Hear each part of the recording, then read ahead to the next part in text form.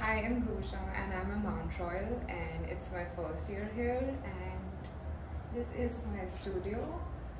So my practice is essentially a mix of sculptures, paintings, and lately I'm also thinking to explore illustration.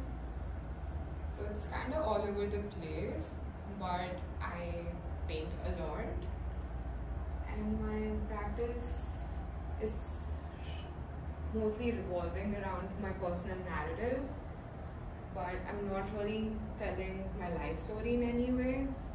It's mostly how I feel that we should really be feeling what we are feeling. So there's a lot of questions that I keep trying to find answers for. I'm not necessarily trying to phrase them in a way they make sense. Like I paint and then pause for a while because there are too many thoughts that keep popping up in my head and then I write them down on the walls of my studio. So I try to visually translate my words into my paintings. They don't always have to make sense to the viewer because it's more about how I want to translate them. And yeah, so when I came here I was thinking about spaces and there was this want to find a safe space, but when I started thinking about how do we find a safe space, like is it supposed to be something which is out there, or if it's something that we find within ourselves, like is the space within me? And then when I was on this path I started thinking about how my insides feel, and when I say insides I mean my organs. And then I started making abstract versions of the organs. Yeah, you can watch. So this is something that I made keeping in mind how the heart looks like when it's going through a heart attack.